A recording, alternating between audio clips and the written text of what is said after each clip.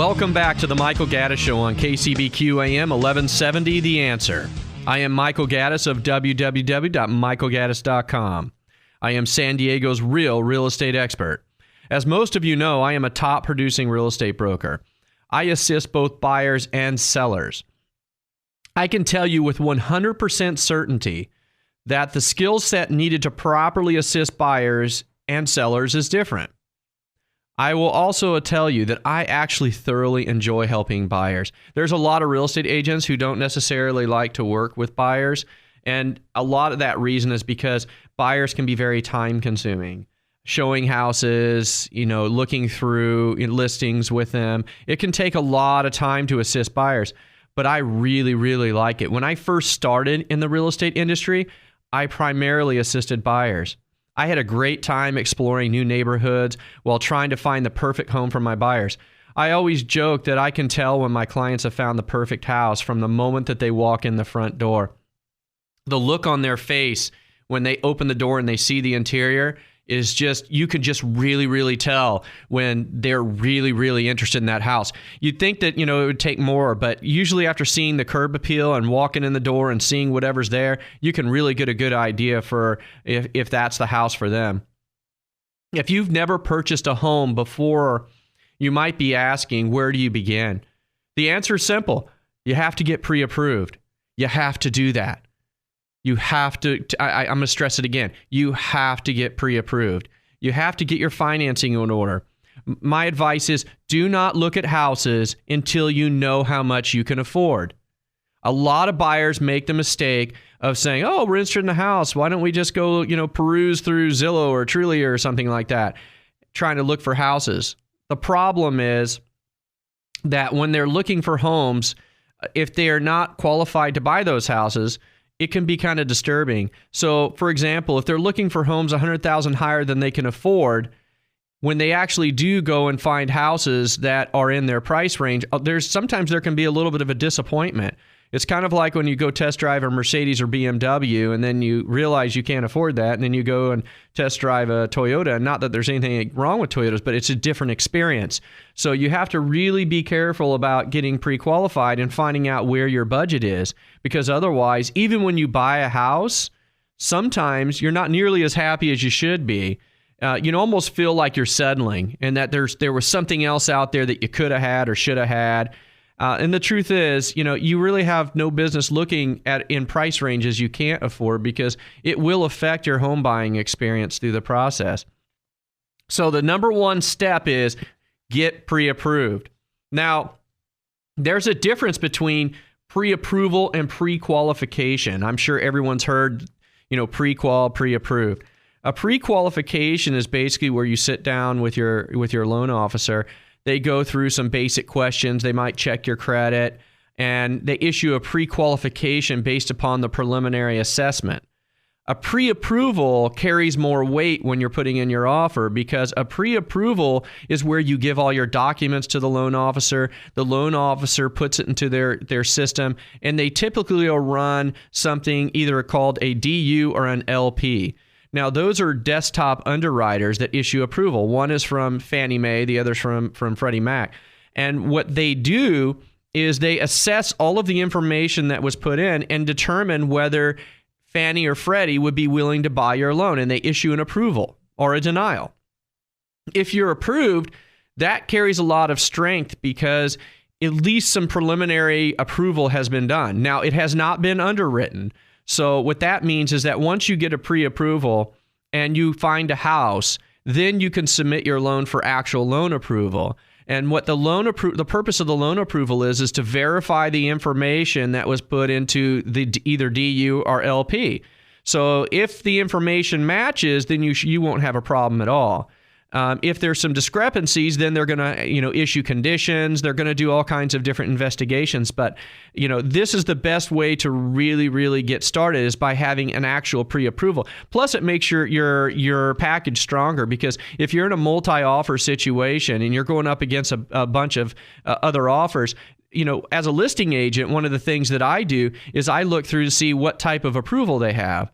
Is it just a pre-qual? Is it a full approval? What do they got going on there? Because that's really important through the process to me, because when you're dealing with buyers, you need to make sure as a listing agent that your buyers can qualify and buy this house. Otherwise, what happens is you end up getting wrapped up in a transaction, taking 17 to 21 days to find out that the loan fails, and that takes your house off the market. And it affects, it could affect, the market could change in 17 to 21 days, or you could miss an opportunity to sell your house to somebody who can actually, qualify. So for me, it's really, when I see pre-approvals, I know that loan officer did their job. I know that they took the time to gather the documents, to put the information into the computer and run the automated, approval, the desktop approval.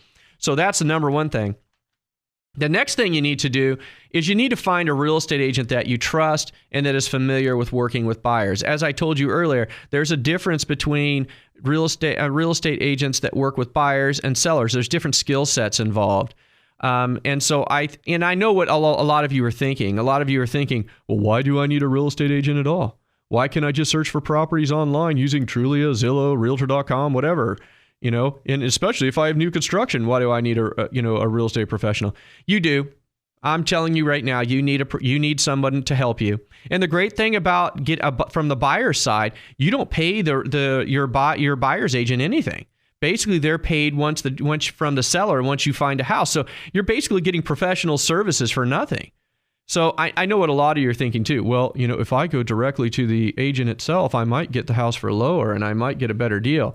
Well, I would say most of the time that's probably not true because it's usually the listing agent's not going to take a cut in their commission, so it's not going to really factor in that much.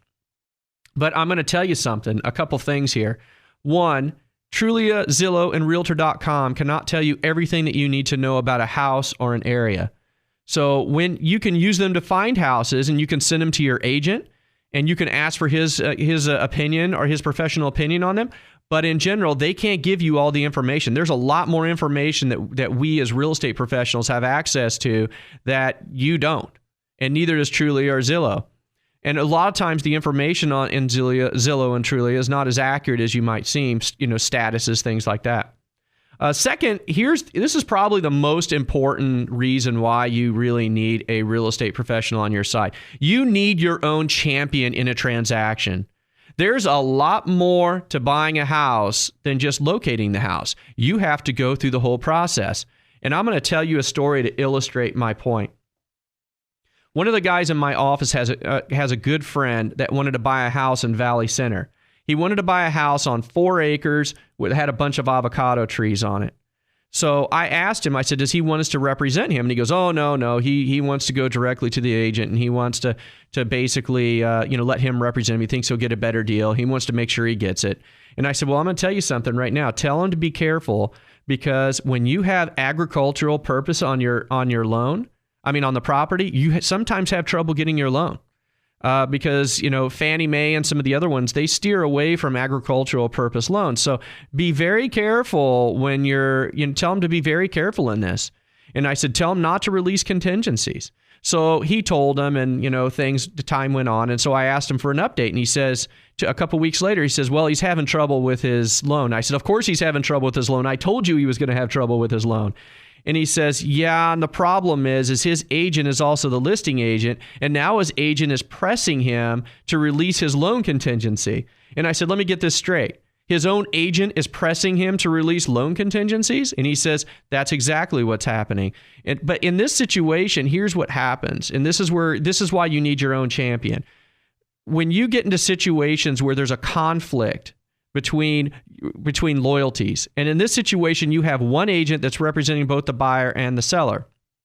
And as a listing agent, your goal is to get those contingencies removed, because then that puts the buyer's deposit at stake if they don't complete the purchase.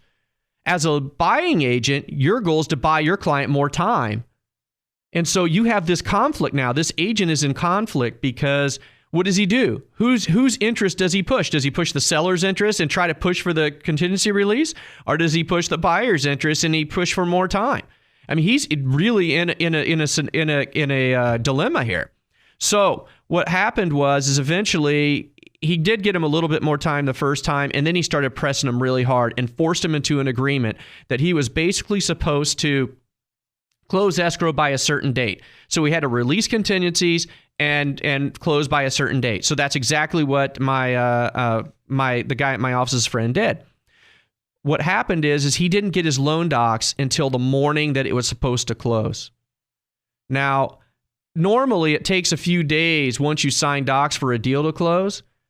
And so the listing agent thought that was the case. So since there were no loan docs in escrow until that point in time, he felt like it was okay for him to accept another offer from another person that day. So his own buying agent basically accepted another offer on behalf of the seller that day. Now, what the listing agent didn't know is that this particular lender that the buyer was using, table funded.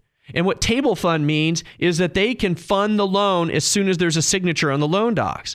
So as soon as he signed Friday morning, they were ready to fund and to record. So he was going to be in full compliance on the terms that they had agreed to.